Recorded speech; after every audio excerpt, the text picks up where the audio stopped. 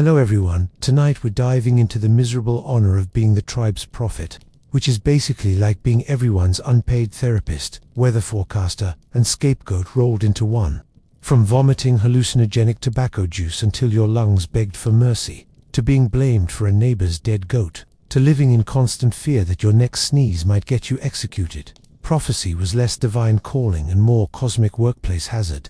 If you find yourself oddly entertained by history's cruel sense of humor, feel free to like the video and subscribe. No pressure. I only want you here if you genuinely enjoy these strange little journeys with me.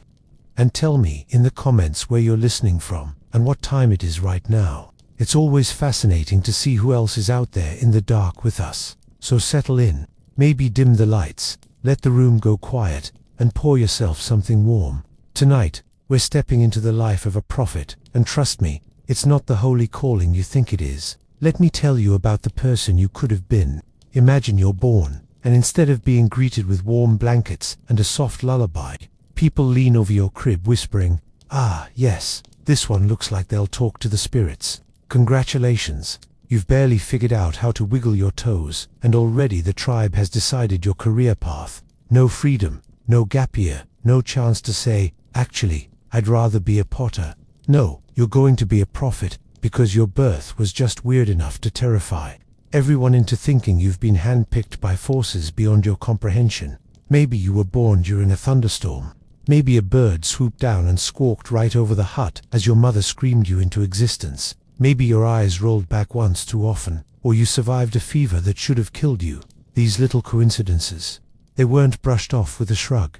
They were magnified, dissected, and repeated until you were officially marked. That's the thing with ancient communities. Pattern recognition wasn't just a hobby, it was survival. And when it came to babies, the smallest oddity was enough to shove you straight into the supernatural spotlight. Your family, they weren't thrilled. Don't think they were. They didn't smile proudly and say, "Ah yes, our child will bridge heaven and earth." No, more often, they looked worried, because raising a prophet was like raising a lightning rod. You'd either attract divine favor or burn down the village. Parents knew this wasn't a privilege. It was responsibility with a side of dread. Every time you coughed, they wondered, was that just dust, or was it the ancestors? And don't think you got to be the cute kid of the clan. While other children were busy smearing mud on their faces and getting into harmless trouble, you were already under observation. People noted the way you blinked. They took your burps as signs. And heaven forbid you laughed at the wrong moment. That could mean the gods were mocking someone. You weren't a baby. You were a walking, drooling omen. The real irony. Prophetic children weren't rare in anthropology. From the Siberian tundra to the Amazon basin, communities repeatedly marked out children with unusual health, visions, or behaviors as spiritually significant. A kid in Siberia who had fainting spells. Clearly the spirits were dragging them into the underworld and back. An Amazonian child with vivid nightmares. Obviously, a future mouthpiece of the forest beings. Modern medicine might call it epilepsy, sleep paralysis, or trauma. Back then, it was your ticket to a lifetime of exhaustion and ceremonial obligations. And once the community labeled you, there was no escape. People treated you with a mixture of fear and fascination. They didn't cradle you, they consulted you. And your poor mother, instead of enjoying the luxury of just raising you, she had to deal with a steady parade of nervous villagers, asking whether your first cry meant rain or famine. You weren't nurtured, you were monitored. That was your beginning. A crib swapped for a pulpit, a rattling toy swapped for a rattling gourd. And before you could walk, the community had already started writing your destiny for you. They weren't waiting to see what you'd grow into. They were shaping you, steering you, insisting you'd been chosen. And if you resisted, well, we'll get to that soon. Because being born a prophet wasn't the hard part. The real nightmare began when the spirits supposedly started calling, and no one asked if you wanted to pick up the phone. Because here's the thing, once your birth branded you as suspiciously divine, the next stage wasn't about choice. Nobody ever asked you, "Hey, would you like to spend your life mediating between angry spirits and hungry villagers?" No, the spirits called, the community confirmed, and you were trapped. Prophecy wasn't a job you applied for. It was a diagnosis. Anthropologists have a clinical-sounding term for it. Shamanic illness. Sounds like a polite cold, doesn't it? In reality, it meant your body collapsed under seizures, fevers, hallucinations, or terrifying nightmares. Among the Awenki of Siberia, a young person might spend weeks shaking, muttering nonsense, or falling into trances.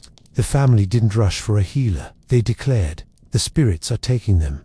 If you survived the ordeal, congratulations, you'd just been recruited. It wasn't kinder elsewhere. In Amazonian tribes, visionaries often describe being attacked by animals in dreams, jaguars tearing them apart, snakes swallowing them whole. The elders would nod and say, "Yes, yes, that means the forest spirits are choosing you." That's right. Nightmares of being devoured alive weren't just therapy material. They were your initiation letter, and refusal, not an option. In countless cultures, resisting the call of prophecy was seen as suicidal. Siberian shamans warned that ignoring visions would drive you mad or kill you. The logic was simple. If spirits wanted you, they would get you, whether through ecstatic insight or an early grave. Your only way out of madness was submission, which, to put it bluntly, is like telling someone with chronic migraines, "Don't worry, this just means the gods want you to work overtime forever." So your adolescence looked nothing like the freedom you secretly craved. Instead of sneaking out to flirt, you were fasting, purging, or inhaling smoke until your body buckled. You didn't get the luxury of rebellion. The closest thing you had to teenage angst was quietly wondering if the next fit would kill you before the spirits even finished recruiting. And the community, they only saw usefulness. A prophet meant the tribe had a hotline to the unseen world, a cosmic insurance policy. They weren't worried about your suffering. They were worried about whether you'd get up from your seizure and announce the next hunting grounds. The pressure was relentless. You weren't just sick, you were in training. This wasn't limited to Siberia or the Amazon. In Africa, prophets often emerged from episodes of collapse or madness. Among the Zulu, a diviner might begin with uncontrollable shaking, bizarre dreams, or wandering off into the wilderness. The cure wasn't medicine, it was apprenticeship. The sickness wasn't to be removed, it was to be transformed into vision. So, yes, you were chosen. But chosen in the same way a storm chooses a tree to split with lightning, violently, without consent, and leaving you permanently scarred. And while everyone congratulated themselves for having a new seer, you had to live with the migraines, the trembling hands, and the knowledge that your future had been sold without anyone asking if you wanted the receipt. And here's where things really start to spiral. Because once you were chosen, the next step wasn't rest or healing. No, the next step was apprenticeship, a curriculum designed not with comfort in mind, but with pain, fasting, and enough psychedelic plants to make you wish you'd been born into any other family hut. So you've been drafted by the spirits, whether you wanted the gig or not. What comes next? Training, of course. But don't think of training like sharpening pencils or sitting through a dull lecture. No, your curriculum was fasting, isolation, hallucination, and a parade of tests that would make a modern military boot camp look like a weekend yoga retreat. Take the Plains tribes of North America. You wanted a vision. You didn't just sit cross-legged and hope for inspiration. You were sent off to a remote hilltop with nothing but your bones and the wind for company. No food, no water, just you, the sky, and the creeping sense that your stomach lining was trying to eat itself. Days would pass. If you came back alive, gaunt, half delirious and babbling about thunderbirds, the elders declared success. If you didn't, well, at least they'd know you weren't chosen. Other regions had their own recipes for revelation. In the Amazon, Tucano apprentices inhaled powerful hallucinogenic snuff until they collapsed, weeping, vomiting, and insisting they saw spirits dancing in the trees, which, frankly, they probably did, or at least something close enough. Among the Hickel of Mexico, peyote cactus served as the squaybook. Among the Kuna, it was tobacco juice, so strong it could kill insects on contact. Either way, your classroom was the inside of your skull, and your teachers were whatever beings crawled out of it when you pushed your body to the brink. And it wasn't just chemicals. Apprenticeship often meant ordeal by physical pain.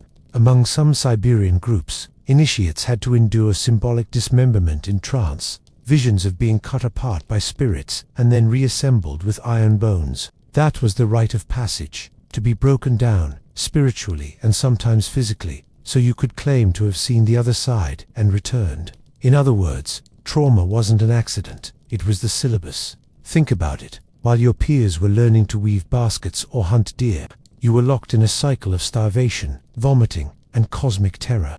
Your body was stripped until it nearly gave up, because only at the threshold of collapse, they believed, could the spirit world truly open. Prophets didn't get diplomas, they got scars, both visible and invisible. And of course, the community cheered this on. Parents and elders would say things like, "Yes, yes, he hasn't eaten in 4 days and is covered in ash. Clearly he's making progress." Meanwhile, you were secretly wondering if your progress was actually just organ failure. There was no safe word, no option to say, "Actually, I think I've learned enough." If you cracked, it wasn't weakness, it was failure of destiny. And if you survived, well, you'd just graduated into a lifetime of responsibility you never signed up for. Because apprenticeship never ended neatly. Once you'd been battered into vision, the next phase wasn't comfort or prestige. It was constant scrutiny. Every sneeze, every hiccup, every strange dream now had to be explained to everyone else. And that, my friend, was when the real exhaustion began. The years of being watched like a fragile bridge between heaven and earth. So now, you've stumbled out of your apprenticeship, thinner, shakier, and probably smelling like fermented tobacco and sweat. Congratulations, you've passed. You're a prophet now. But don't think that means freedom or respect in the way you're imagining. It means you've become public property. Every waking moment is now a performance for the tribe, whether you like it or not. Forget privacy. You don't get to disappear behind a hut to sulk or nap. If you vanish for 5 minutes, someone panics and says the spirits must have swallowed you whole. If you sigh, the hunters wonder if it's a sign they'll come back empty-handed. And if you sneeze during a ritual, brace yourself, because half the community will start sacrificing chickens to undo whatever cosmic damage your mucus just caused. Every dream you have, no matter how stupid, is dissected. If you mumble about fish while half asleep, suddenly the fishing party is reorganized. If you twitch in the middle of the night, someone will claim the ancestors are trying to communicate through your restless foot. Your inner life isn't yours. It's communal property, poked and prodded until the tribe extracts meaning from it. And of course, people don't always interpret your behavior kindly. Did you laugh at the wrong joke? That could be the spirits mocking the chief. Did you frown at lunch? That might be the ancestors predicting famine. Your moods are no longer moods, they're omens. Which means you learn very quickly to put on the blandest, most neutral face possible, like a spiritual poker player who can't afford to flinch. It sounds suffocating, because it was. Prophets in ancient tribes were revered, sure. But reverence is just fear in ceremonial clothing. The community wanted access to the divine, but they also wanted a scapegoat. If the crops failed, it was your fault. If a child died, it was your negligence. If a war party lost, you should have seen it coming. The role came with no off switch. Anthropology is full of examples. Among the Nuer of Sudan, prophets were constantly interrogated about the will of the spirits in matters of war and cattle. In ancient Israel, prophets were dragged out of bed to denounce kings or predict famines. In the Andes, diviners were expected to read coca leaves at the drop of a hat, because every cracked tooth or twisted ankle was a question that demanded an oracle. You weren't allowed to say, "Sorry, not today."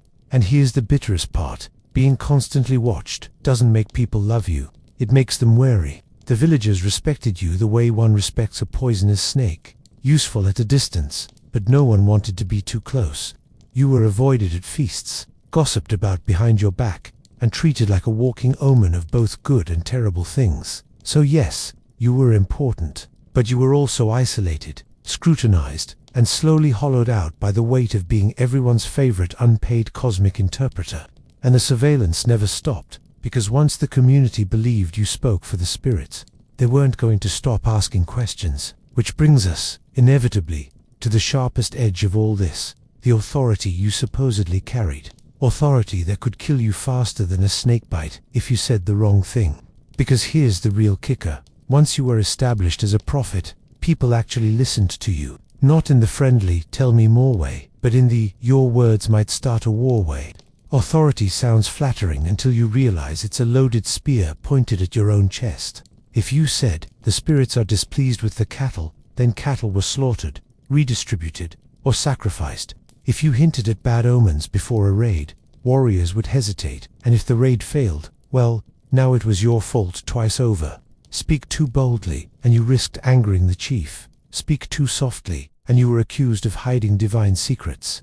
It was a no-win situation wrapped in ceremonial feathers. The newer prophets of Sudan were a textbook example. They mediated between clans, settling disputes and guiding warfare. But when conflicts went badly, they were sometimes executed because clearly the spirits had abandoned them.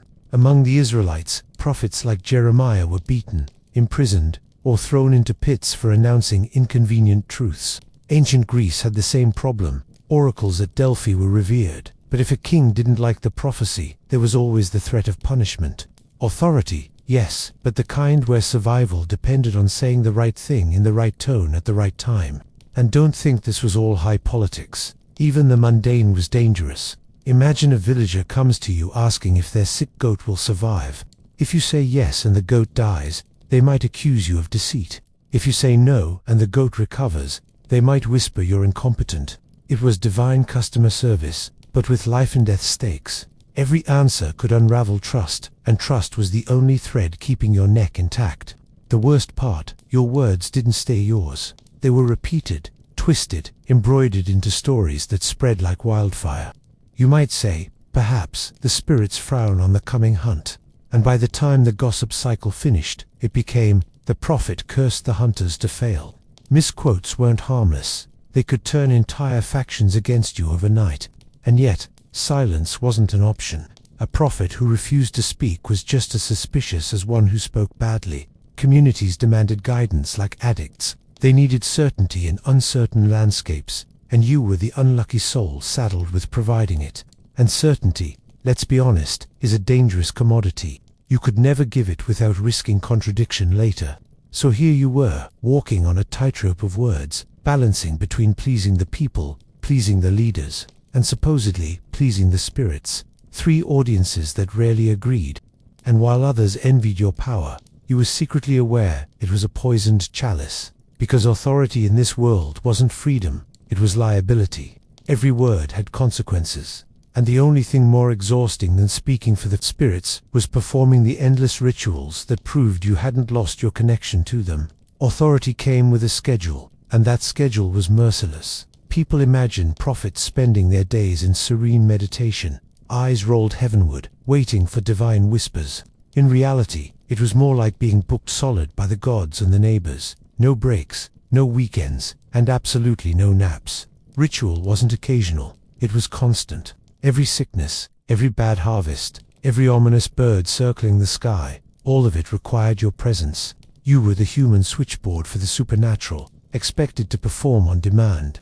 In West Africa, Yoruba Ifa diviners memorized thousands of verses, each tied to specific ritual responses. That wasn't inspiration. That was rote labor. Imagine cramming the equivalent of an encyclopedia into your brain and being quizzed on it daily. But failure might cause famine. And the physical side wasn't gentler. Rituals demanded dancing until your legs threatened mutiny, chanting until your throat felt like sandpaper, inhaling incense until your lungs filed complaints. Among the Hikal, peyote pilgrimages lasted days, filled with non-stop prayer and song. Among the Dinka, prophets led sacrifices that required elaborate sequences of blessings. Smearing blood and chanting often repeated until exhaustion blurred the lines between piety and collapse. You weren't communing with the spirits. You were working yourself into the ground. And the people, they didn't care if you were tired. They wanted the rain, the hunt, the healing. If you faltered during a ceremony, that wasn't fatigue, it was bad omen, which meant you learned to disguise exhaustion with performance. Smile as you sprinkle blood on the fire, even if your arms are shaking. Chant louder than your heartbeat, even when your body begs for silence. Theatrics weren't optional, they were survival.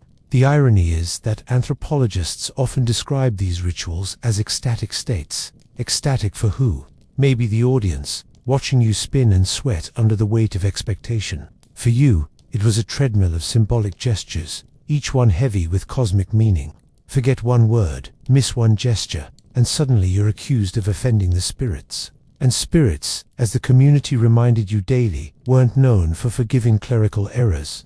Ritual exhaustion also meant isolation. While others feasted after ceremonies, you were the one still purifying tools, disposing of offerings, or preparing the next sequence. Ritual didn't end with the performance. It bled into every corner of your life. Food, sex, sleep, all regulated by taboos tied to your role. Your body wasn't yours.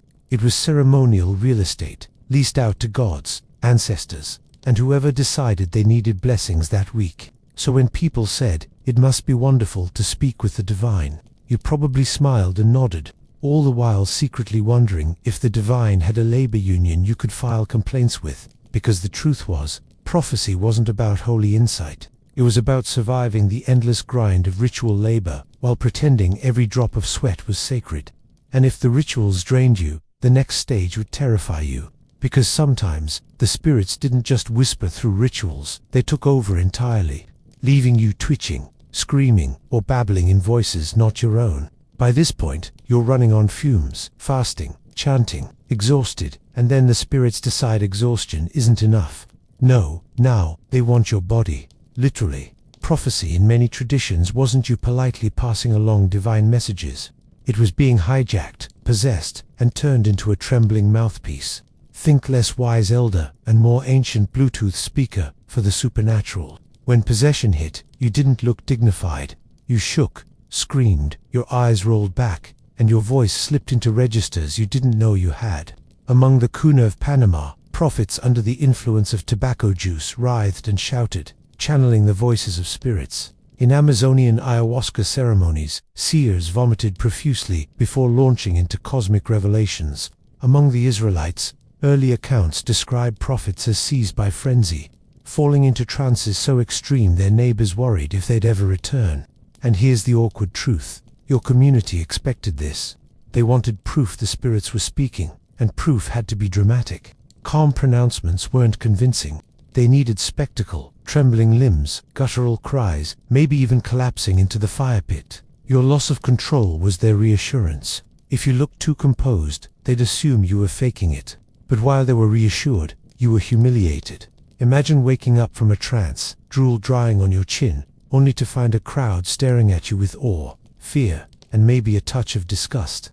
You weren't celebrated as much as tolerated, a necessary tool that frightened the very people who leaned on you. Respect mixed with unease. They didn't want to sit next to you at dinner. What if the spirits decided to drop by mid-bite? And possession wasn't just embarrassing, it was dangerous. Among the Shuar initiates, sometimes drank so much hallucinogenic brew to invite spirits that their bodies shut down.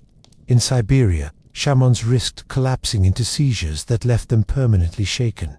Your health was collateral damage. And remember, refusing to enter these states wasn't an option. If the spirits weren't visibly in you, people doubted you. Doubt led to suspicion. Suspicion led to exile, or worse. So you learned to surrender, over and over. Your body became communal theater. Your voice not your own. Your movements borrowed. You stopped belonging to yourself. Possession didn't elevate you, it erased you, leaving behind a puppet everyone watched with awe and fear. And once you came back from the trembling chaos, the responsibility didn't ease. Because possession wasn't just about the spectacle, it was about maintaining the balance of the cosmos, which meant you were personally accountable for making sure the world didn't slide into chaos, a job description that sounded noble on paper and unbearable in practice. So here you are, body wrung out by possession, mind stretched thin by visions, and then the elders lean in and say, by the way, the harmony of the cosmos now rests on you. No pressure. You weren't just a prophet anymore. You were the human buffer between order and chaos, the one expected to keep floods from drowning the fields, spirits from cursing the cattle, and neighbors from stabbing each other over grazing land. Every society had its own word for it. In ancient Egypt, they called it Mat, the balance of the world. In the Andes, diviners spoke of reciprocity with the mountain spirits, the Apus.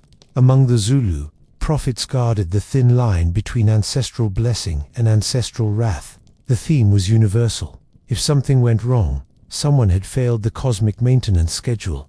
And guess who they blamed? The prophet, of course. A drought. Clearly you didn't sacrifice properly. A plague. Must have been that time you sneezed mid-ritual. A bad harvest. Obviously you angered the ancestors. You were both divine technician and cosmic scapegoat. The tribe needed you to embody balance, but they also needed someone to point to when the balance shattered. And you were too convenient not to blame. The weight wasn't just symbolic, it was crushingly practical. Prophets weren't allowed to shrug off disasters with, well, That's nature for you. No. You had to explain everything: why the river flooded, why the moon looked strange, why a child fell sick after eating questionable berries. Nature wasn't random, it was moral, which meant your entire life was spent producing explanations convincing enough to stop people from panicking or lynching you. Anthropologists have recorded how Andean shamans spent endless hours performing cock-leaf readings for everything from hailstorms to lost llamas. In Sudan, newer prophets mediated when cattle raids went wrong, blamed or praised depending on the outcome. In ancient Israel, entire wars pivoted on whether prophets declared divine support. It wasn't enough to guess correctly sometimes. You had to be infallible in a world that never stopped throwing curveballs, and that, perhaps, was the bitterest irony. You were treated like a god's favorite child, but your reality was more like being the kingdom's overworked IT department. If anything crashed, the whole village stormed your hut, demanding solutions. Did you sleep through an omen? Did you forget a chant? Suddenly, you weren't chosen. You were dangerous. So you lived each day with the invisible weight of cosmic order pressing down on your thin shoulders. A single mistake could unravel the delicate balance your people believed in. And while you were busy carrying the sky, chiefs and rulers quickly realized how useful that weight was. Because prophets didn't just serve the spirits, they became political pawns. And just when you thought the universe itself was already too much to babysit, along came politics. Chiefs, kings, war leaders, they all discovered that a prophet was basically the best propaganda machine available. Why bother convincing the people with speeches when you could say, "The spirits told us to go to war," and point to you? Instant legitimacy, no refunds. The newer prophets in Sudan were the poster children for this trap. They were revered as spiritual authorities, yes, but they also had the delightful job of blessing cattle raids and settling feuds. If their prophecy backed a chief's plan and things went well, everyone cheered. If things went badly, suddenly the chief shrugged and said, "Well, the prophet said it was fine. Congratulations, you just became the scapegoat for military strategy." The Israelites had the same mess. Prophets who supported kings were tolerated. Prophets who criticized kings were imprisoned, beaten, or simply killed. Jeremiah, thrown in a cistern for his trouble. Amos, expelled for saying things people didn't want to hear. In other words, your job was to speak truth, but only the truth the powerful found convenient. The moment your visions contradicted the throne, you were expendable. Even in smaller tribal contexts, the same rule applied. A diviner in West Africa who dared predict defeat or famine risked being accused of sabotage. Better to keep your prophecies vague, poetic, and flattering. Something like, "The spirits say the hunt will reveal the true nature of bravery." Translation: if you succeed, you're brave. If you fail, you lacked bravery. Either way, you don't get stoned, and don't think you could opt out. Leaders leaned on prophets constantly to rubber-stamp decisions. Move the herd, raid the neighbors, sacrifice a few goats. They all wanted celestial approval. If you resisted, you were accused of treason against both chief and cosmos. If you complied, you became a puppet. Either way, the strings weren't in your hands. The truly clever prophets sometimes played both sides, couching their words in riddles. But riddles, of course, could be turned against you. If your poetic ambiguity was interpreted as disloyalty, suddenly you were marked as dangerous. You weren't independent. You were a pawn on the board, shifted around by rulers who pretended to revere you while quietly plotting your removal. And the paranoia didn't end there. Because the worst threat wasn't just chiefs twisting your words. It was rival prophets, other visionaries in the same community, whispering different messages. When your divine hotline got contradicted by theirs, you didn't just lose credibility, you risked losing your life. So you're already juggling spirits, rituals, and power-hungry chiefs. And then comes the cherry on top: skepticism. Because for every person nodding reverently at your visions, there was always someone squinting, muttering, "Really? That's what the spirits said." Doubt wasn't harmless. In tribal societies, rival prophets often sprang up like weeds. One vision contradicted another, and suddenly the community had to choose which mouthpiece of the divine they trusted. And trust, in small societies, was currency. Lose it, and you weren't just out of a job, you were out of protection. Among the Israelites, false prophets were stoned. Among the Zulu, failed diviners were shunned. In many Native American contexts, if your vision didn't come true, you weren't considered unlucky. You were accused of lying. It wasn't even about being right all the time. It was about being convincing. If your rival's performance was more dramatic, more poetic, more terrifying, the people might flock to them instead. You could starve yourself on a hill for 3 days and come back trembling with authentic visions, only to be upstaged by someone who chanted louder or fainted better. Prophecy wasn't just spirituality, it was theater, and you were always one bad review away from exile. And then there were the leaders. Chiefs and kings used skepticism as a weapon. If they liked your prophecy, you were chosen. If they didn't, suddenly you were fraudulent. Jeremiah's story in Judah is textbook. The moment his words turned politically inconvenient, he was beaten and accused of treachery. Same man, same visions, only the audience changed. The irony is that skepticism didn't make prophets safer. It made them more paranoid. You couldn't relax, couldn't speak casually, because every word might be turned against you. Imagine you casually mention that the weather looks strange. Next week, if a storm ruins the harvest, skeptics shout, "He caused it." If the storm passes without damage, they shout, "He's unreliable." There was no way to win. And communities didn't forgive. Failed prophecy wasn't treated as an innocent mistake. It was betrayal. It proved you were lying, corrupted, maybe even in league with hostile spirits. And betrayal demanded punishment. Exile if you were lucky, ritual killing if you weren't. So yes, you carried the authority of the gods until people decided you didn't. Skepticism was a constant threat, buzzing around your head like mosquitoes you couldn't swat. And the burden didn't just weigh on your words, it crept into your body, shaping what you ate, how you slept, and even who you touched. Because the next trap waiting for you wasn't just doubt. It was the endless web of taboos that governed your daily life, turning even meals and intimacy into landmines. By now, you've realized that prophecy wasn't just a job, it was a lifestyle.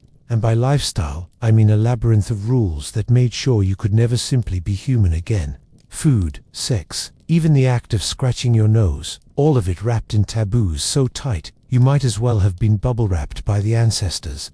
Let's start with your plate. While everyone else tucked into roasted meat or a fat piece of fish, you were often barred from eating certain animals entirely. Among the Navajo, medicine men avoided specific foods while preparing for ceremonies. Corn could be fine 1 week, forbidden the next, depending on the ritual calendar. In parts of West Africa, prophets were expected to abstain from particular meats or alcohol, not because of health, but because the spirits supposedly found them offensive. So meals became less about taste and more about celestial diplomacy. Every bite was a negotiation with the unseen. And then there was sex, or rather, the suspicious lack of it. Many traditions demanded prophets abstain from sexual contact before rituals, sometimes for days, sometimes for months. In ancient Israel, prophets were expected to embody ritual purity, which meant avoiding sex entirely before major visions. In African divination traditions, breaking the rule could nullify the ritual. Translation: one night of intimacy could be blamed for an entire season of bad crops. No pressure. But it wasn't just about abstinence, it was about being watched. People monitored your diet and your bed like they were auditing tax records. If someone saw you sneak a bite of forbidden food or flirt with the wrong person, it wasn't gossip, it was scandal. It meant your next prophecy was compromised, your connection to the spirits polluted. And polluted prophets weren't prophets for long. Death brought its own traps. Many cultures forbade prophets from touching corpses. Among the Israelites, contact with the dead required purification rituals. Among Native American healers, corpses were seen as spiritually dangerous, and prophets were to avoid them altogether. Imagine the tension. A close relative dies, and while everyone else weeps and holds the body, you stand frozen at the edge, forbidden to grieve the normal way. Your humanity stripped, replaced by ceremonial distance, and the irony. These restrictions didn't elevate you, they isolated you. They reminded everyone, including yourself, that you weren't one of them anymore. You couldn't eat like them, sleep like them, mourn like them. You were set apart, but not in the way people fantasize about. More like a lab animal, placed in a special cage, observed for purity. So your meals became rituals, your body a checklist, and your cravings crimes against the cosmos. And when you finally started cracking under the weight of it all, the fasting, the abstinence, the endless rules, people didn't say, maybe this is too much. They said, the spirits are pushing him toward madness. And that brings us to the next stage. Because living under these rules didn't just make you lonely, it made you look insane.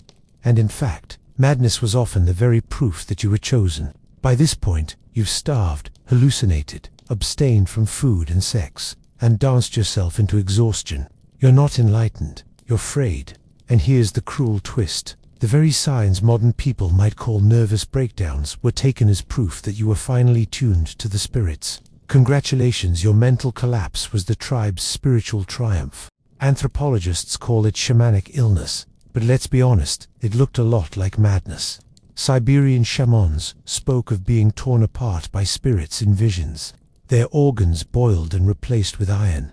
Amazonian seers babbled incoherently after weeks of hallucinogens. Among the Zulu, prophets described hearing ancestral voices so loudly they couldn't sleep. In every case, what today might earn you a psychiatrist earned you initiation instead. And the community didn't treat it gently. They didn't say, "Rest, friend, you've been through a lot." No, they said, "Excellent, the spirits are breaking him. This means he's ready." Ready for what? More fasting, more trance, more ordeals. If you resisted, the sickness would only get worse. They claimed if you submitted, you might survive long enough to be considered stable. Stable, in this case, meaning you could walk without screaming at invisible voices. But of course, stable was relative. Prophets were always teetering at the edge. Sleep was rare, food was controlled, visions came at inconvenient times, and paranoia was unavoidable. Everyone watched you, every dream was interrogated, and every failure was blamed on you. Imagine the pressure. Hallucinate on command, but don't hallucinate at the wrong moment. Speak divine truth, but not the kind that upsets the chief. It's the kind of double bind that would shred anyone's sanity. And yet, madness wasn't shameful. It was the credential. Prophets had to prove they'd been broken open and rewired by forces greater than themselves. In some traditions, you weren't even trusted until you'd collapsed in convulsions or wandered the wilderness raving for weeks. What today would earn you a wellness check was, back then, your spiritual resume. The problem was, madness doesn't come with an off switch. Once those doors in your head swing open, they don't always close neatly. Prophets lived with recurring visions, intrusive voices, terrifying dreams. Some handled it by weaving it into ritual, others drowned in it. Communities tolerated them only so long as their madness produced results. Rain, healing, direction. The moment it didn't, the line between chosen and cursed blurred dangerously. So you lived on that edge, celebrated and feared, fragile and indispensable. And the tribe looked at you not as a person managing pain, but as a tool, a conduit, a vessel. Which meant that whenever disaster struck, drought, plague, war, they turned to you for explanations, demanding clarity from a mind already fraying. Disaster, of course, was never random in the ancient world. A storm didn't just blow through, a drought didn't just happen, and a plague wasn't chalked up to bad luck. No, every crack of thunder, every spoiled harvest, every child who died too young was a cosmic message, and guess who had to explain it? You. You weren't just a prophet, you were the tribe's walking insurance policy against the chaos of the universe. The Andean coca leaf diviners knew this pressure intimately.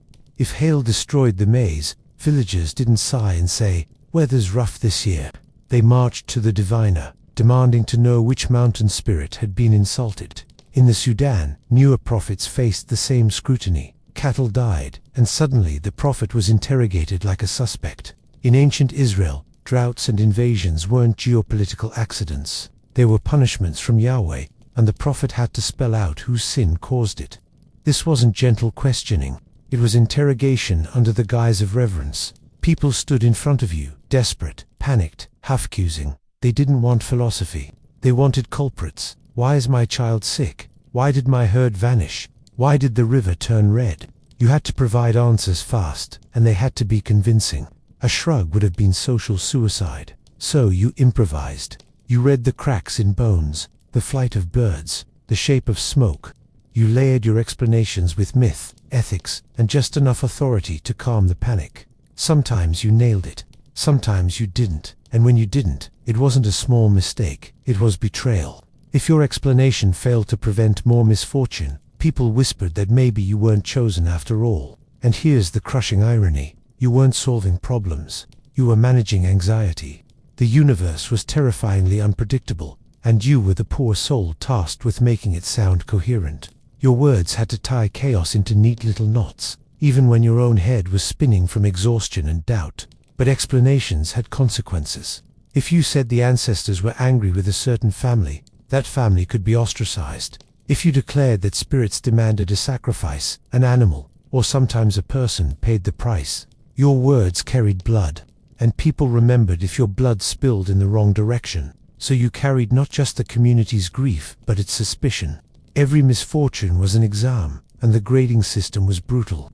Pass, and you were indispensable. Fail, and you were dangerous. The pressure didn't just weigh on your mind, it shaped your daily existence, down to what you ate, who you touched, and when you slept. Because misfortune never ended.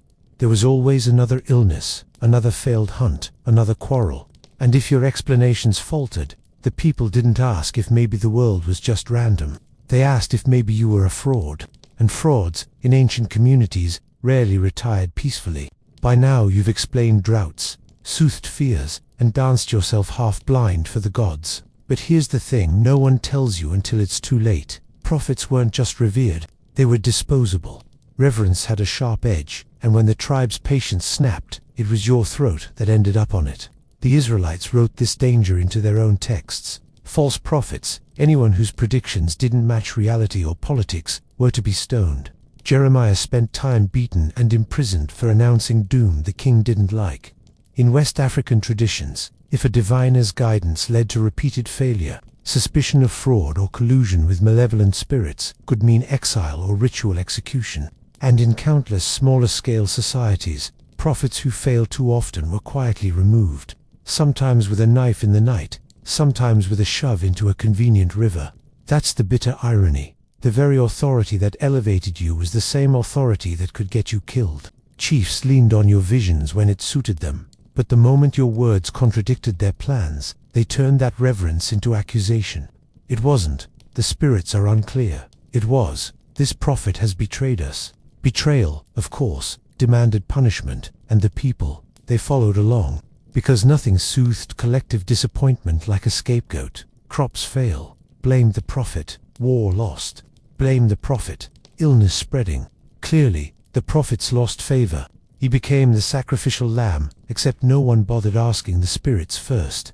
Imagine the paranoia. You're standing in the center of the community, delivering a vision, while quietly calculating which of the people nodding in agreement might be the same ones who'll drag you into the dust tomorrow. Your authority never bought security. It bought exposure, a spotlight that made you both indispensable and vulnerable.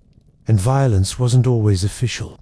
Rival prophets often stirred it. Competing visions turned into factional fights, and you, standing in the wrong faction, could suddenly be marked for elimination. Prophecy wasn't just spirituality, it was politics, and politics in small communities was intimate, personal, and deadly. The tragic part is how routine it was. Across cultures, prophets didn't retire into peaceful old age. They burned out, broke down, or were cut down.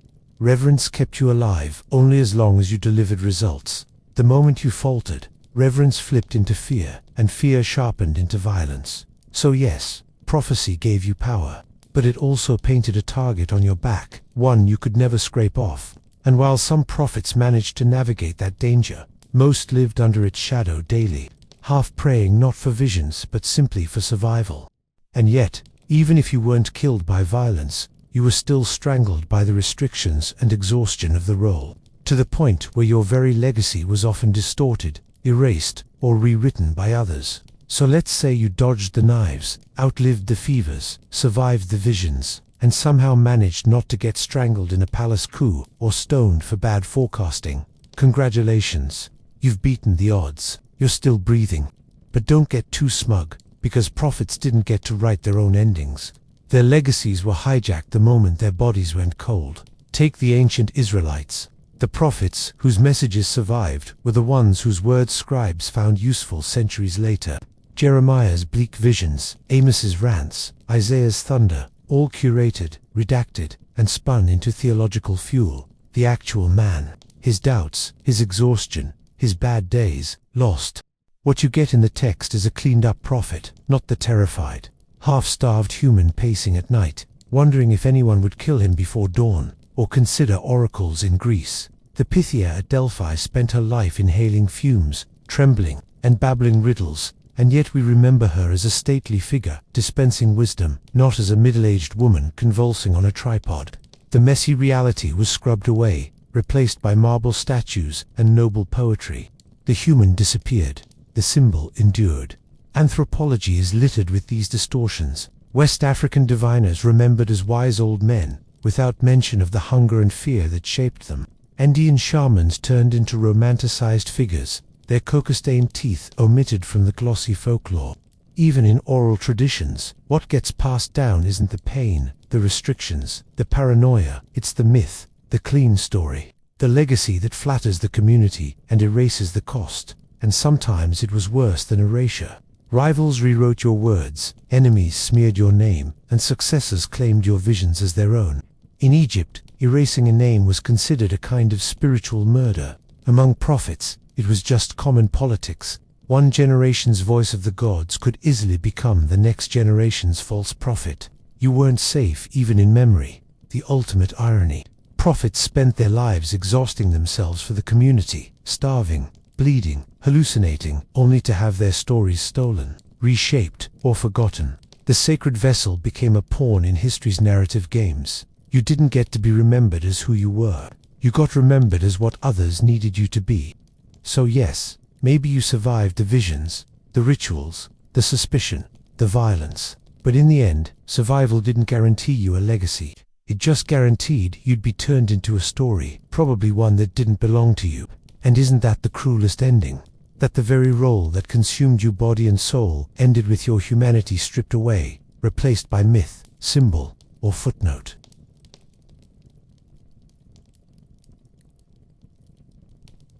Long before weather apps, insurance plans, and 5-year government forecasts, communities had a different strategy: squeeze someone into a trance and demand answers from the spirit world. Agriculture depended on rain, war depended on timing. Even childbirth felt safer if someone claimed to know what the ancestors thought about it. Prophecy wasn't a luxury, it was infrastructure, and for every small village or sprawling kingdom, there had to be someone willing or forced to act as the cosmic spokesperson. It was rarely about curiosity. Nobody was asking about lucky numbers or whether their crush liked them back. Prophecy existed to manage survival. Will the crops grow? Will the cattle live? Should we attack the neighbors before they attack us? The prophet became less of a mystic and more of a community pressure valve, holding together societies terrified of randomness. Because in these worlds, nothing was allowed to be random. A storm wasn't a storm, it was a message. A drought wasn't bad weather, it was punishment. And if the message was unclear, it was the prophet who had failed. The demand for prophecy was universal. In ancient Mesopotamia, priests scanned animal livers for omens, slicing through the organs of sheep as though the gods were hiding crop reports in the veins. In the Andes, coca-leaf readers blew on handfuls of leaves, interpreting their patterns as instructions from mountain spirits. Among the Nuer of Sudan, prophets were pressed for guidance in war and cattle disputes. Across the plains of North America, visions secured by isolation and fasting dictated when hunts should begin.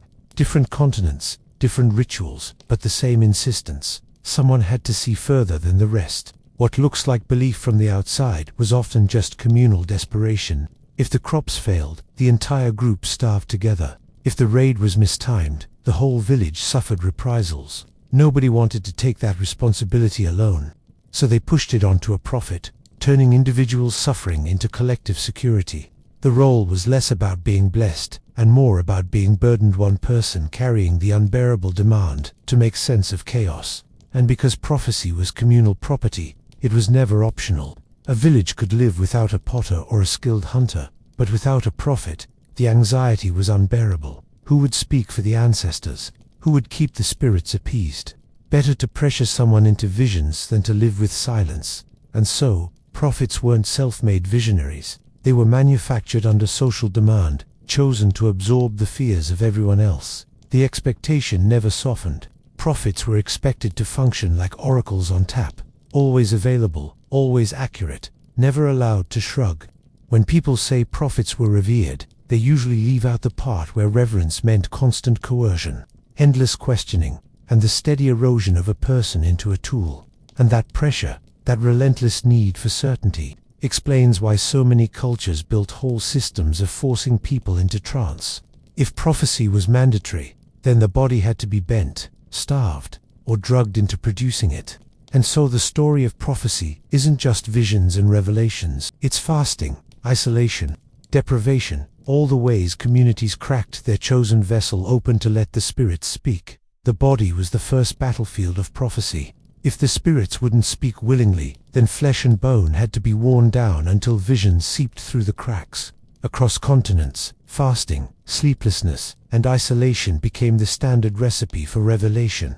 On the plains of North America, vision quests stripped young men of food, water, and company. They were left alone on ridges, stomachs gnawing at themselves, eyes burning from sleepless nights, waiting for hallucinations to take shape as spirit guides. Starvation wasn't failure, it was the point. The longer the hunger dragged on, the thinner the barrier between body and vision became. Siberian apprentices endured their own ordeals, often abandoned in freezing wilderness. No fire, no companions, no comfort, just the sound of wind slicing through trees and the creeping sense that wolves were less frightening than the spirits. Waiting in the dark, sleep deprivation added its own torment. Nights without rest, until dreams began bleeding into waking life. By the time an apprentice stumbled back, delirious, muttering half-formed revelations, the community nodded with relief. The suffering had worked. Isolation served the same purpose elsewhere. Amazonian tribes placed seers in huts apart from the village, leaving them too fast until weakness tipped them into altered states. In the Andes, fasting before coca divination was standard, thinning the body into a vessel that could carry ancestral voices. The logic was simple. A body denied its ordinary needs was easier to invade, easier to bend toward the invisible. None of this was romantic. It wasn't the serene meditation people imagine. It was shivering, starving, hallucinating. It was weakness mistaken for holiness. Communities believed the body had to be cracked open by deprivation so that other forces could pour through. And the prophets themselves didn't get to choose whether they wanted it. If someone had been marked by dreams, illness, or unlucky coincidence, they were expected to endure whatever deprivation the spirits and the community demanded. The irony is that the frailty created by fasting and sleeplessness produced exactly the visions people craved. A mind on the edge of collapse produces sights, sounds, and voices without any external help. Hallucinations born of hunger were paraded as sacred truths, and the more brutal the ordeal, the more convincing the vision. Suffering became proof, not warning. And when those visions emerged, even in fragments, they were seized upon by the group as divine messages. No one cared that they came from a body pushed past its limit. The result mattered more than the cost. If a starving, sleepless prophet muttered a phrase that sounded like instruction, it was clung to like scripture. The deprivation wasn't questioned. It was ritualized, repeated, passed down as the only way to hear what lay beyond. And once the body was sufficiently starved, deprived, and broken into visions, the next step was to push it further still, not into silence this time, but into frenzy. Trance wasn't only about emptiness. Sometimes it was about being overwhelmed, battered by rhythm and repetition, until collapse was unavoidable. If hunger and sleepless nights didn't pry open the gates of vision, then the opposite method was applied: drown the senses until the body surrendered. Trance wasn't always born from silence. Often, it was hammered into existence by rhythm, noise, and motion. Repetition so relentless it shook people out of themselves. The San of southern Africa danced themselves into trance by circling fires, stomping the earth for hours until feet blistered and lungs wheezed. The heat of the flames, the chanting of the women, the unending rhythm of rattles turned fatigue into frenzy. Collapse was expected. The body fell, trembling, while the spirit was said to rise. Hunters called it entering the death state, a rehearsal for the threshold between life and the unseen. West Africa carried its own versions. Possession dances, where drums pounded until the air itself vibrated. Yoruba ceremonies with battered drumming didn't end when participants grew tired. That was when they truly began. The goal wasn't graceful dance, but exhaustion, breaking down resistance so that deities could step into human bodies like guests, into a waiting house.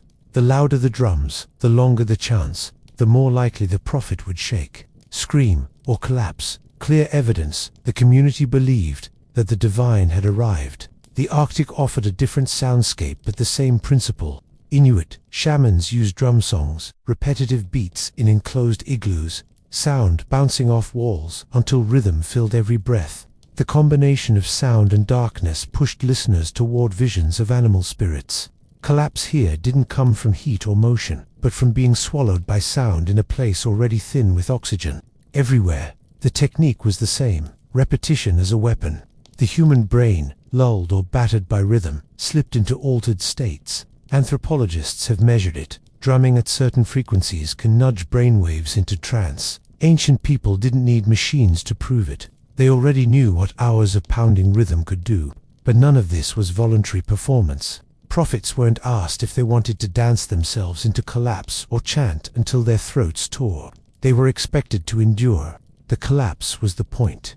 A trembling body on the ground reassured the community that the invisible had been reached, that someone had spoken with spirits on their behalf. Pain, sweat, even convulsions, all of it was repackaged as sacred proof. And once the body had been battered by rhythm and dance, there were still other tools waiting to be applied. Silence and sound weren't the only methods of breaking a person open. Sometimes the shortcut to visions lay not in deprivation or music, but in swallowing or inhaling things designed to burn, twist, and tear the mind apart. When fasting and drumming weren't enough to drag visions out of someone, there was always the chemical route. Plants, smoke, powders, brews, substances that didn't just nudge the mind, but grabbed it by the throat and hurled it across the threshold of ordinary consciousness.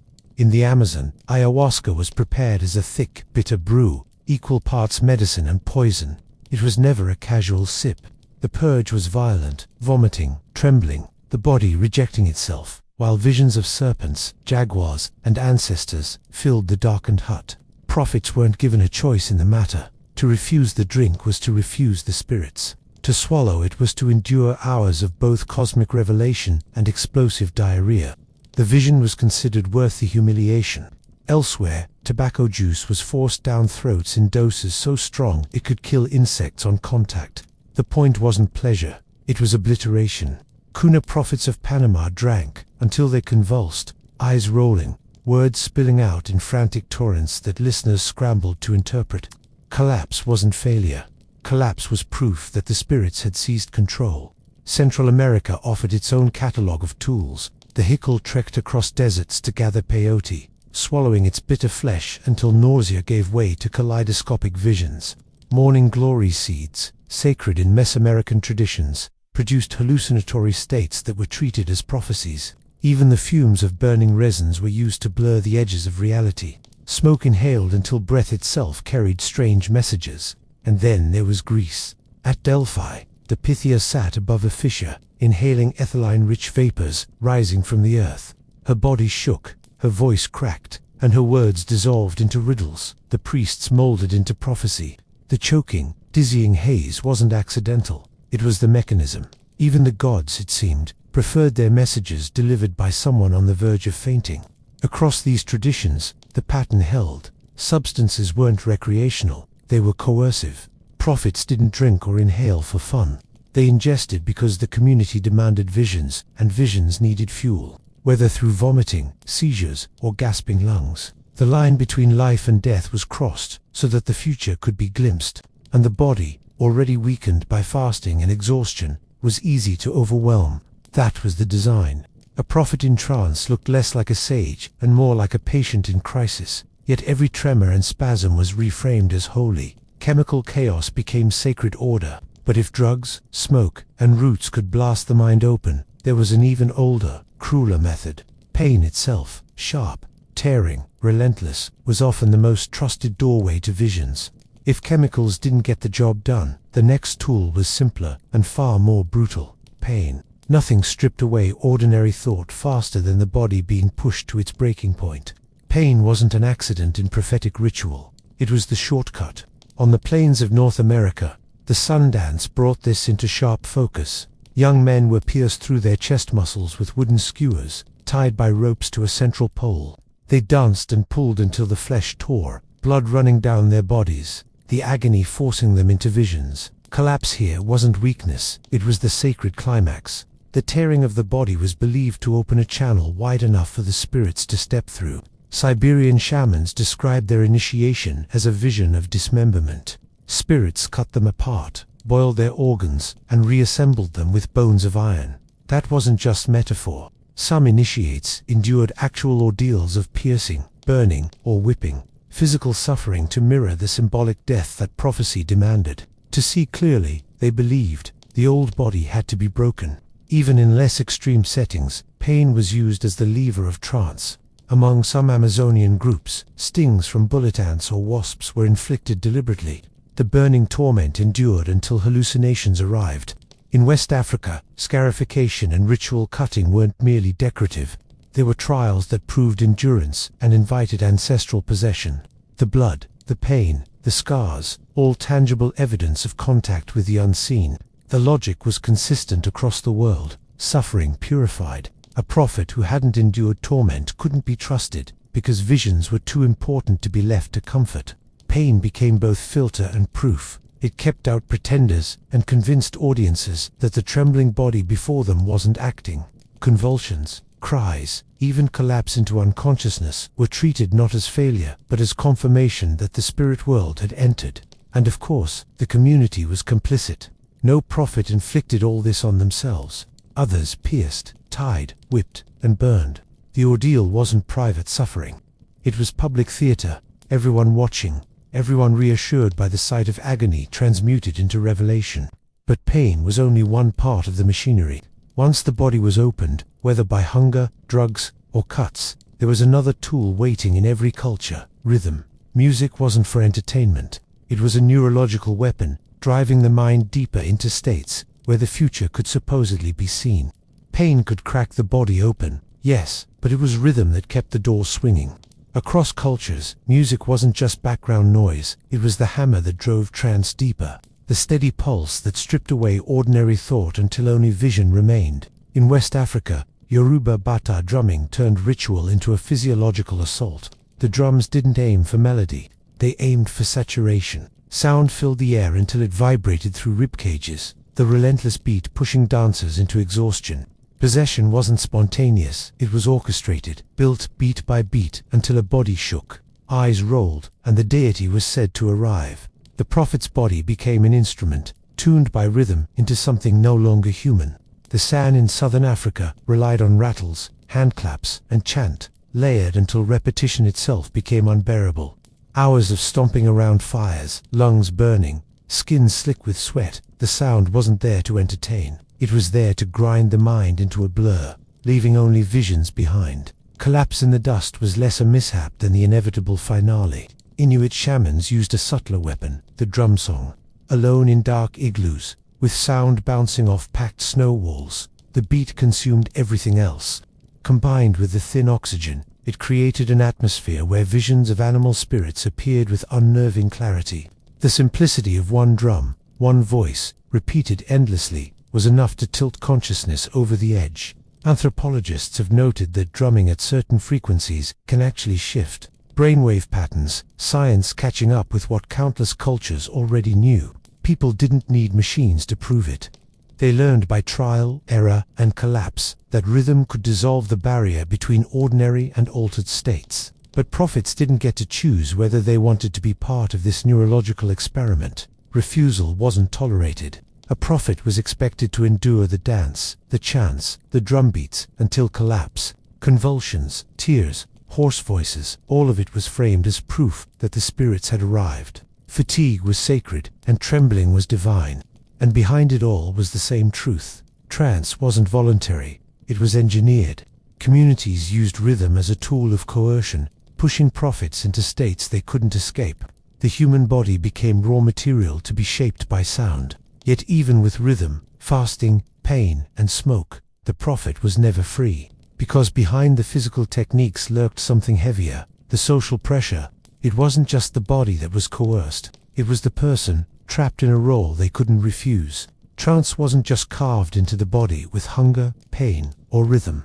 It was enforced by people, family, elders, chiefs, who insisted that prophecy wasn't a personal choice but a communal necessity. The prophet's life was never their own. It belonged to everyone else. Across cultures, refusal wasn't an option. Among the Siberian Ewanki, when a young person began showing signs of shamanic illness, visions, seizures, terrifying dreams, the community didn't ask if they wanted training. They declared it mandatory. Resist the spirits, they warned, and madness or death would follow. Among the Zulu, individuals called to divination were believed to be seized by ancestral spirits. Refusing the role wasn't disobedience to society, it was disobedience to family blood itself. Pressure didn't come only from outside. It was internal, woven into kinship, obligation, and fear. Even the smallest rituals carried the same weight. In West Africa, diviners were summoned daily for consultations, health, marriage, disputes, crops. Refusing service wasn't just impolite, it was dangerous. A missed session could be interpreted as sabotage. If misfortune struck while you were absent, the blame was yours. Prophets lived on call, under a pressure that never lifted, and there was no escape. In small-scale societies, everyone knew who the prophet was. There were no alternate careers. You couldn't reinvent yourself as a hunter, weaver, or farmer. If you tried, the community pulled you back into prophecy. The role was hereditary at times, forced onto sons or daughters who had no interest. To carry the title was to carry the eyes of everyone else, every day, with no reprieve. It was coercion disguised as reverence. Communities spoke of prophets as chosen, holy, indispensable, but that language only hid the truth that prophets were trapped. The moment someone's body broke open into visions, their fate was sealed. They became a tool of the group, expected to produce certainty on demand, and it wasn't gentle coercion. Fear backed it. Refusal could bring accusations of betrayal, heresy, or spiritual danger. Prophets who resisted were sometimes exiled, sometimes executed, because a community that relied on visions couldn't tolerate silence. Better to kill a reluctant prophet than to risk angering the spirits. This constant pressure left no room for failure. The prophet was forced to perform visions, no matter the toll. And if the body collapsed under exhaustion or chemicals or hunger, that collapse was seized upon as confirmation. No one saw coercion. They saw proof. But collapse carried more than social meaning. It carried danger. Because trance, whether born of fasting, drumming, or drugs, often dragged prophets so close to the edge of survival that some never came back. Collapse was never treated as accident. It was ritual climax. Yet behind the chants, the drums, and the communal approval lay a truth far less mystical. People died from this. Trance wasn't a safe excursion into dreamland.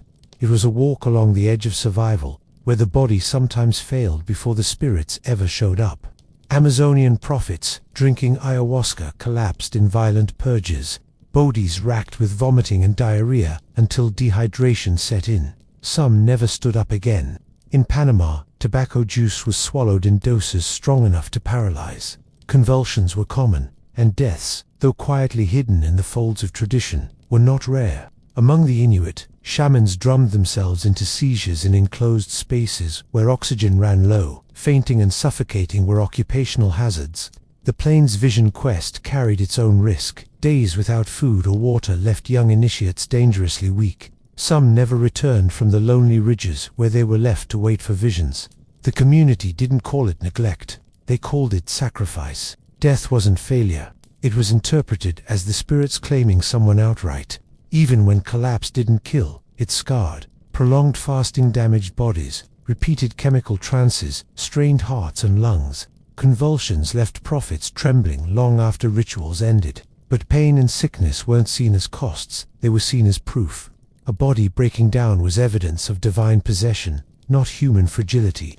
Survival wasn't the measure, endurance was. Communities rarely asked whether it was too much.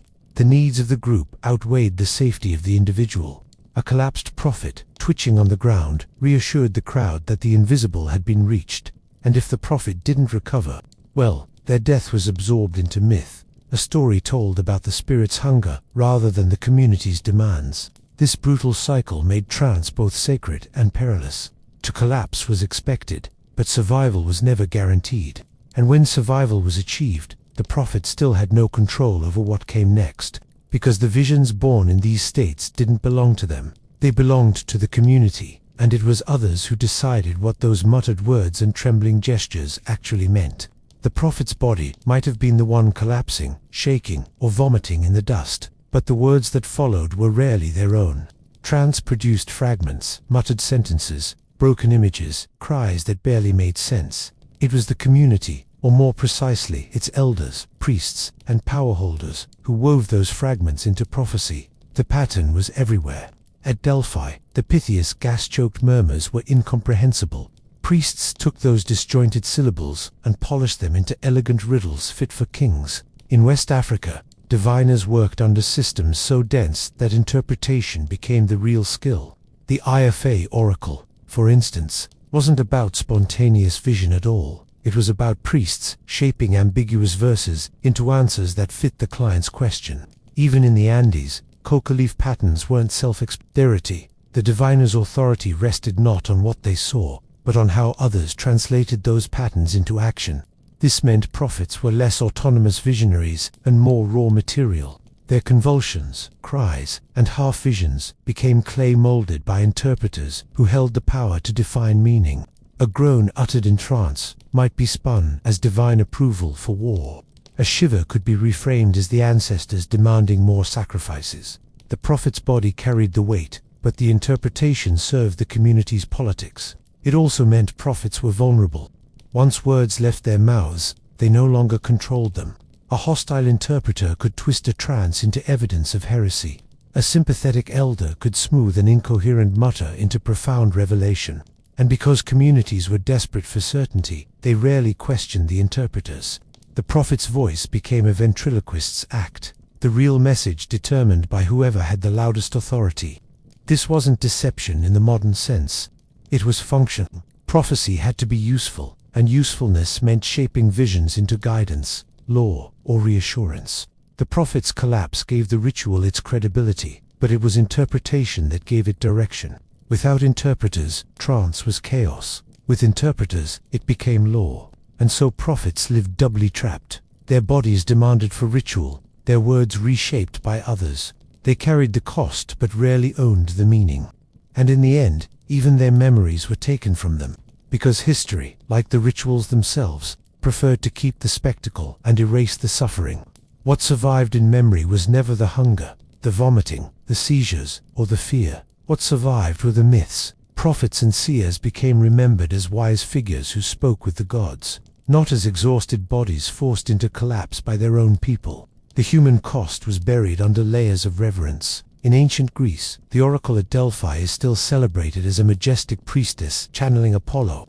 The reality, a woman choking on fumes, trembling, babbling in delirium while priests massaged her words into riddles, is rarely acknowledged. In the Amazon, ayahuasca shamans are romanticized as cosmic travelers, while the violence of forced ingestion and the physical toll vanish from the story.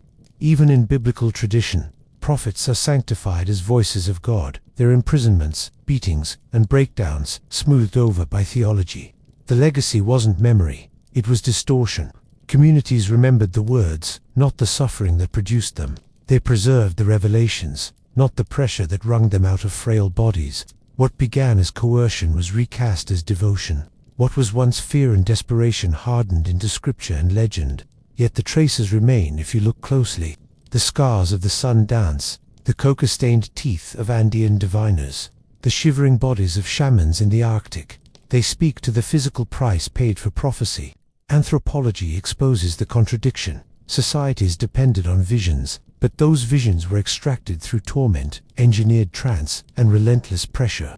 In the end, prophecy was less about foresight than about performance, less about divine connection than about communal demand. The prophets carried the unbearable weight of making chaos look meaningful, their lives consumed to provide the illusion of certainty.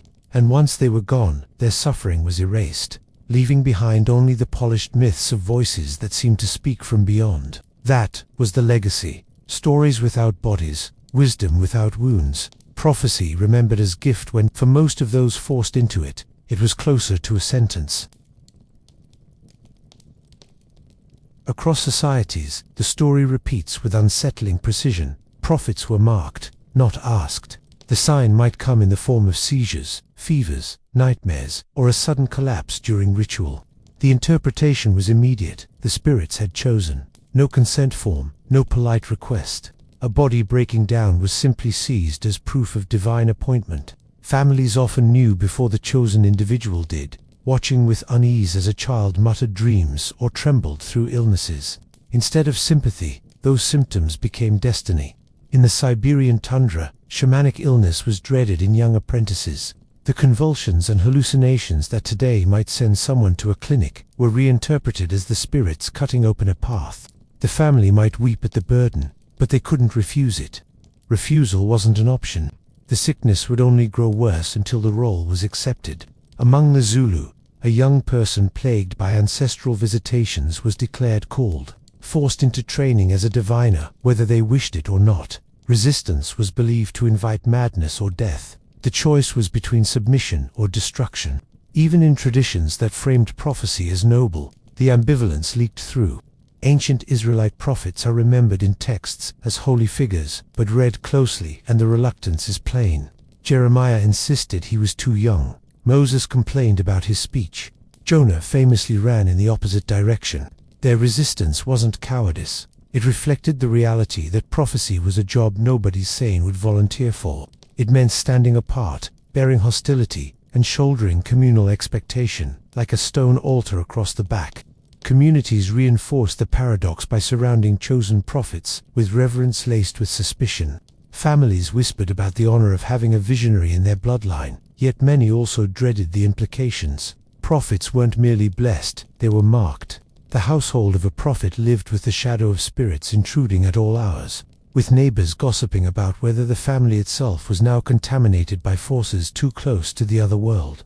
Pride mixed uneasily with discomfort. Being chosen often meant being separated. In Native American Plains traditions, Vision Quest initiates were isolated and stripped of ordinary identity. Their return greeted with awe but also unease. The community needed them, but at arm's length. They were valuable precisely because they weren't quite like everyone else anymore. And that difference, though celebrated, carried an edge of fear. The contradiction ran through every society. The prophet was indispensable, yet unwanted. Chosen, yet resented. Honored, yet pitied.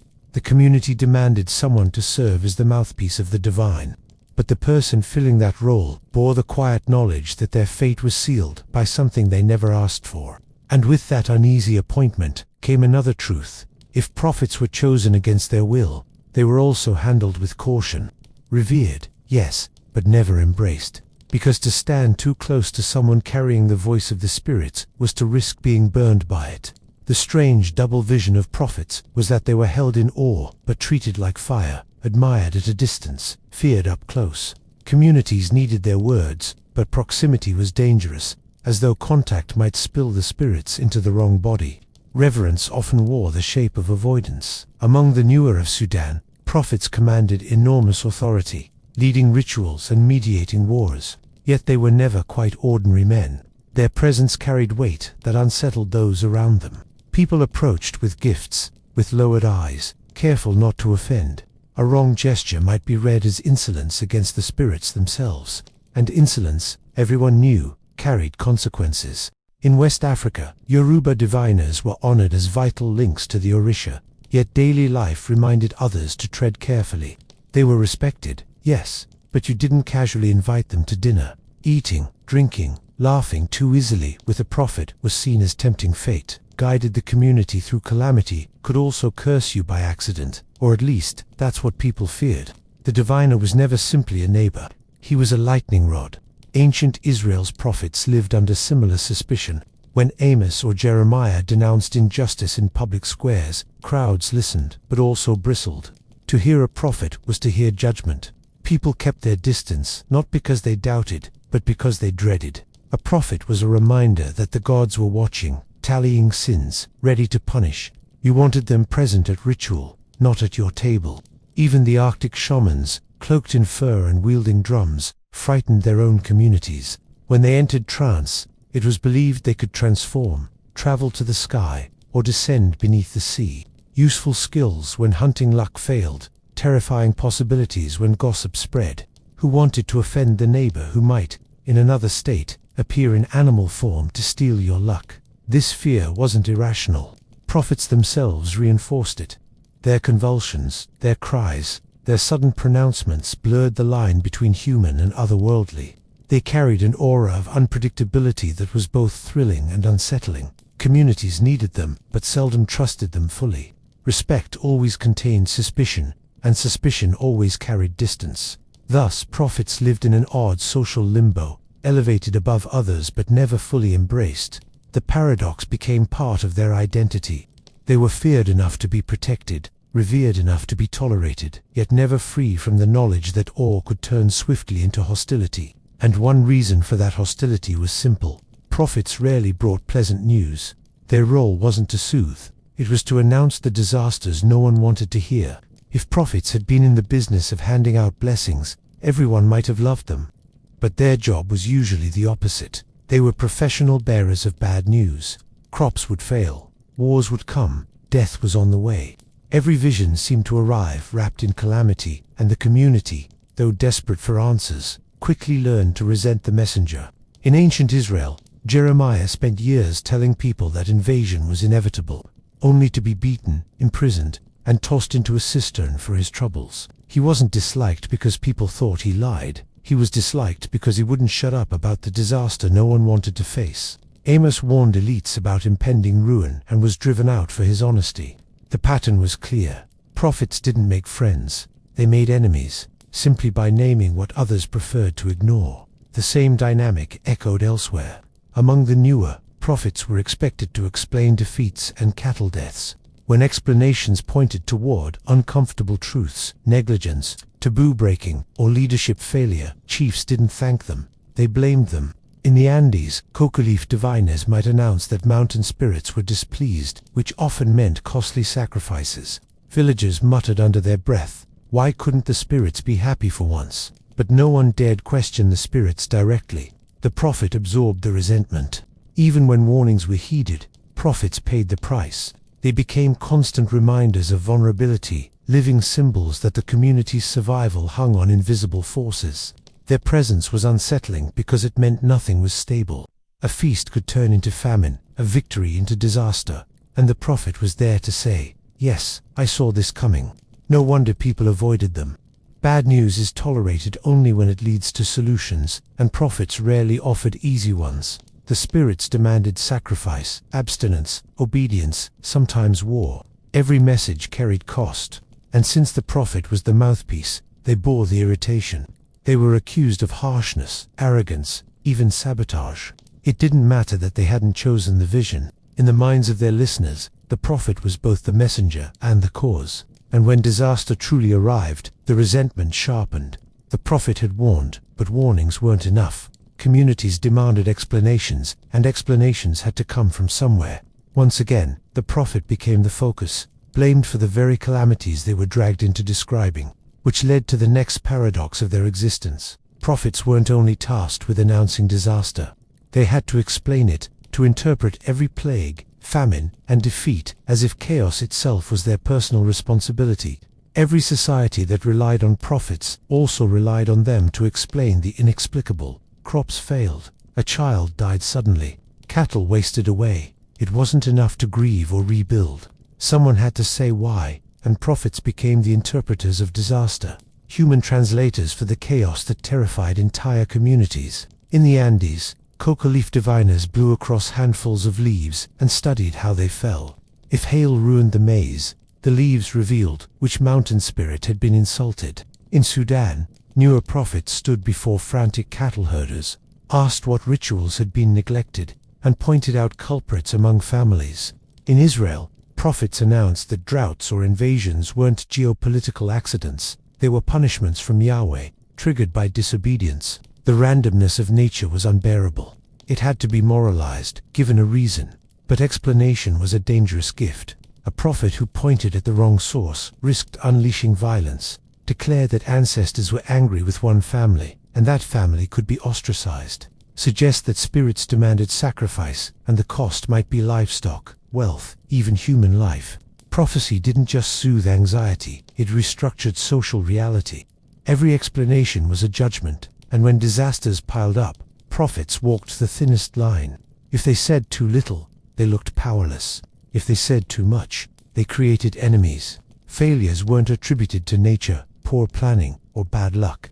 They were pinned on the prophet's inability to manage the invisible. When crops withered again, suspicion grew. Maybe the prophet had lost the spirit's favor, or worse, turned secretly against the community. The irony was relentless. Prophets were indispensable because only they could turn catastrophe into narrative, yet the very act of explaining exposed them to danger. Communities leaned on them to transform chaos into order. But the more they explained, the more blame they carried when order failed to return. Over time, this made prophets figures of both authority and suspicion.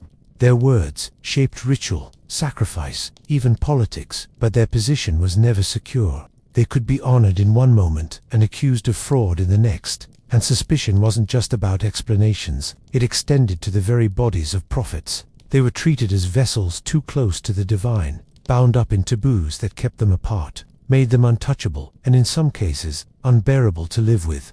The same communities that begged prophets for visions also kept them at arm's length, bound in webs of rules that made ordinary life almost impossible. Prophets were considered potent, but potency was dangerous. Too much contact could contaminate the wrong person, upset the spirits, or disrupt the fragile balance between the human and the unseen. Reverence looked suspiciously like quarantine. In ancient Israel, prophets were expected to maintain ritual purity, which meant avoiding corpses, certain foods, and sometimes even intimacy. Touching the dead required long purification rituals, yet death was everywhere. Imagine mourning without being allowed to touch the body. Even grief had to be managed at a distance. Among the Zulu, diviners followed strict taboos on diet and sex, with violations believed to cut off ancestral communication.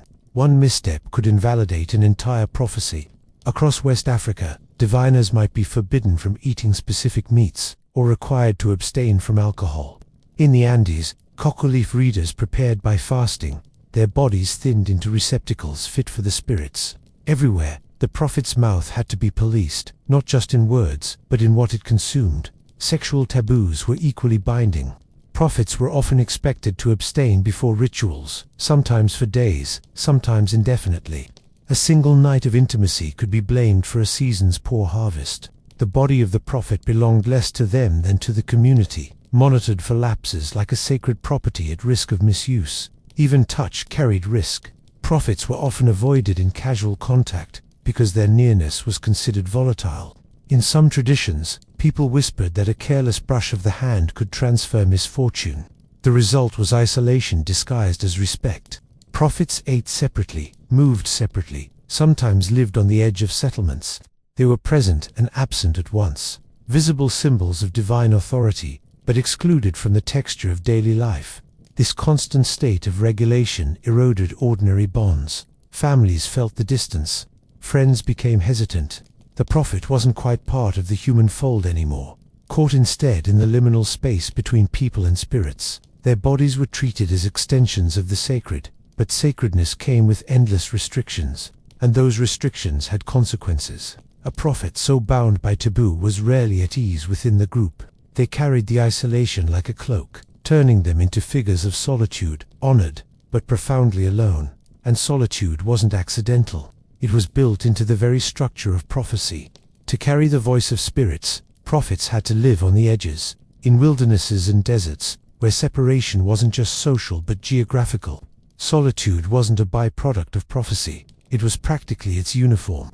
Prophets across cultures were pushed out to the edges, literal and social, where isolation became proof of their otherness. Communities might gather around them for counsel, but their daily lives often unfolded in wilderness, caves, or huts set apart, places that reinforced the message: they were never simply one of the people. Biblical texts preserve this pattern with striking consistency. Elijah fleeing into the desert to fast 40 days, John the Baptist wandering in animal skins, Jeremiah confined and abandoned. The prophet is nearly always alone. The community wanted their visions but rarely their company. Prophets lived with the bitter paradox of being central to society while existing outside it. Among Native American Plains tribes, vision seekers were left alone on remote hillsides, fasting and exposed to the elements. The ordeal ended when a vision arrived, but the memory of isolation lingered long after. In Siberia, Future shamans endured initiatory illness in solitude, often confined or exiled, until the spirits had finished tearing them open. In southern Africa, diviners in training sometimes lived apart from their families for months. Their return marked by rituals, but their distance never fully erased. The social logic was clear. To hear the spirits, one had to be removed from ordinary chatter. But isolation wasn't just functional. It reinforced fear. The prophet on the edge of the village hut, fasting alone, became a figure of both reverence and unease. People whispered about the strange noises heard at night, the half-glimpsed gestures in the dark. Distance kept the prophet holy, but it also made them perpetually foreign, even in their own homes. And solitude had its costs. Prophets were deprived of ordinary friendship, intimacy, the easy flow of human contact. To speak constantly for gods or ancestors meant rarely being spoken to as a person. The silence pressed on them as heavily as the visions did. And yet, for all this isolation, prophets were never fully free of politics. If solitude protected them from daily suspicion, it didn't shield them from the ambitions of rulers. Prophets were useful pawns, drafted into political games, and discarded just as quickly when their visions contradicted the powerful. Prophets never lived in a vacuum. Kings, chiefs, elders all understood the utility of someone who claimed to speak for the divine. The prophet's words could bless a war, sanctify a ruler, or legitimize a law. But the same words, if misaligned, could condemn a leader or undercut authority. That made prophets both valuable pawns and convenient victims, their survival dependent on how well their visions matched the ambitions of the powerful.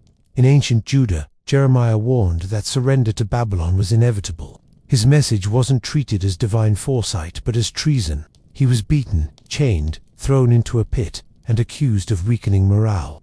The same gift that had made him indispensable as a prophet became a weapon used against him when politics shifted. His words hadn't changed, the audience had. Among the Nuer of Sudan, prophets guided decisions in cattle raids and conflicts. Their authority was recognized, even feared. But when wars failed or raids backfired, suspicion fell squarely on them. Chiefs invoked prophets when it suited strategy, then scapegoated them when things went wrong.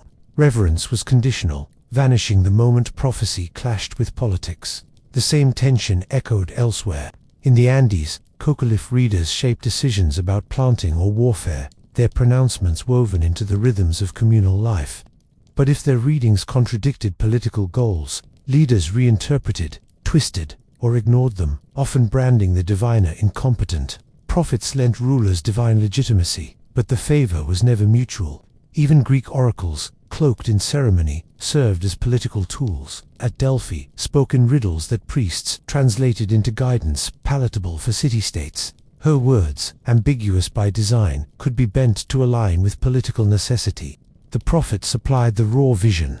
Rulers supplied the interpretation that kept their power intact. This precarious position left prophets walking a tightrope, too compliant, and they were reduced to mouthpieces, their integrity stripped, too defiant, and they were punished, exiled, or killed. Either way, their words were rarely their own property. They were reshaped, co-opted, wielded like weapons in contests they never chose. And if politics didn't silence them, rivalry often did. Other prophets, other visions, other voices competed for authority. In a world saturated with anxiety, multiple claimants to divine truth could not coexist peacefully. Suspicion thrived, and suspicion bred betrayal. Prophecy was never a monopoly. Where there was one voice claiming access to the divine, there were always others, eager to contest it. Rival prophets weren't background noise, they were existential threats. Competing visions undermined authority, sowed division, and forced communities to choose which voice to believe. And in societies where prophecy shaped survival, the stakes were as sharp as knives. Biblical history records entire duels of prophecy. Jeremiah warned of Babylon's conquest, while rival prophets insisted peace was assured. Only one side could be right, and when catastrophe struck, the false prophets were condemned, sometimes executed. The struggle wasn't about truth as much as about whose words carried weight. To lose credibility was to lose protection. A prophet discredited was a prophet abandoned. The same dynamics unfolded in Africa. Among the newer rival prophets, sometimes split communities, each claiming to channel ancestral powers. Allegiances fractured along family or political lines, and the weaker prophet was left vulnerable. To be doubted was to be exposed. A single failed vision could be all it took for rivals to brand someone fraudulent, colluding with hostile spirits. Even in the Andes, coca leaf diviners could contradict each other, one seeing favor, another warning of disaster. Such contradictions didn't enrich debate. They sparked suspicion. If a village acted on the wrong vision, the consequences were real. Crops failed, battles lost. The community turned suspicion into anger, and anger into abandonment. Rivalry kept prophets under constant scrutiny.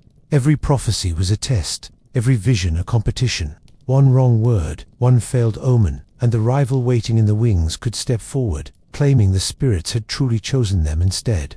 Prophets lived not only with the fear of spirits abandoning them, but of people transferring their faith to the next mouthpiece. Suspicion poisoned even their own words. A prophet who warned too often might be accused of inventing calamity.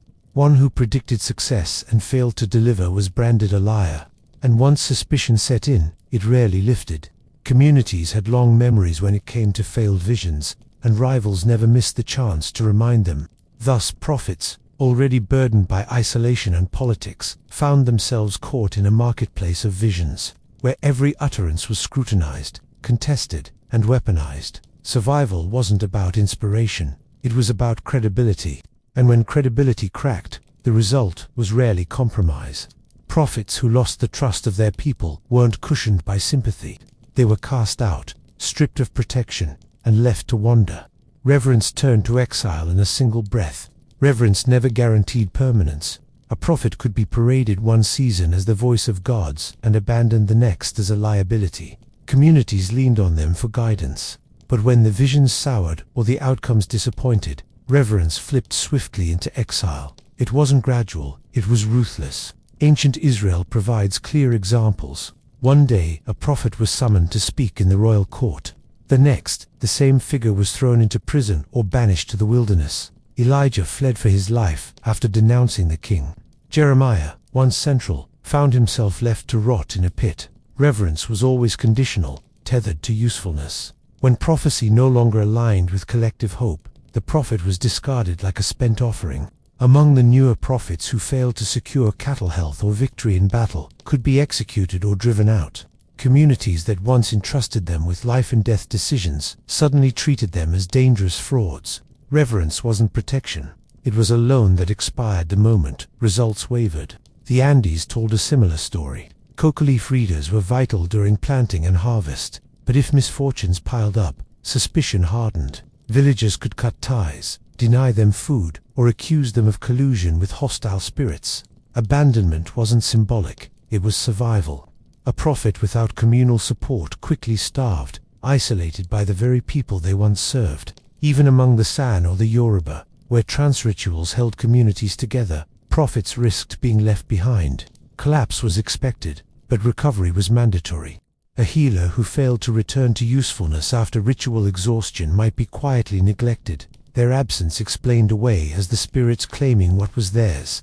Exile wasn't always physical. Sometimes it was social death, ignored, whispered about, excluded from ritual.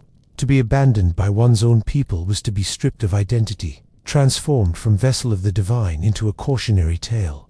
The community survived. The prophet did not. And yet, when prophets were gone, buried, silenced, or forgotten, their absence didn't erase them. Death or exile was rarely the final word, because the community, after discarding the living prophet, often reshaped their memory into myth, fear, the loneliness, and the betrayal. Death, exile, or abandonment rarely ended the story of a prophet. If anything, that was when their real career began, not as people, but as myths. The messy human figure, with hunger, fear, doubts, and bitter loneliness, was quietly erased. What remained was the polished silhouette of wisdom, heroism, and holy certainty. Biblical prophets became paragons in hindsight. Jeremiah's despair, his complaints, his bruises from prison walls, all softened into the image of a steadfast voice of God. The fragile human pacing in chains vanished, replaced by the unshakable saint recited centuries later. Amos, the troublemaker, cast out for his warnings, turned into Amos, the moral prophet. Memory trimmed away the rejection and left only the dignity. The same mechanism worked elsewhere. Newer prophets executed after failed wars were reimagined as martyrs, their deaths retold as noble sacrifices rather than political betrayals. In the Andes, diviners forgotten by villagers were remembered in fragments of folklore, painted as wise men communing with mountains, not as outcasts who once begged for food. Even the Pythia of Delphi, choking on fumes and babbling incoherent syllables, lives in memory as a serene priestess dispensing timeless truths. Communities needed the myth more than the memory. The myth preserved legitimacy. It proved the gods had once spoken, that the community had once been chosen. The human, with all their frailty and abandonment, was an inconvenience. Better to polish them into symbols than to recall how quickly they had been discarded when things went wrong. And so prophets lived double lives, the human one, marked by fear, solitude, suspicion, and rejection, and the posthumous one, shaped by the very people who had abandoned them, revered after death, erased while alive. That was the final irony. Prophets weren't remembered as the fragile figures wandering between awe and exile. They were remembered as monuments, stripped of pain, their suffering turned into legend. What the world kept wasn't the human voice trembling in the dark, but the mythic echo, eternal, untouchable, and completely divorced from the cost it took to create it.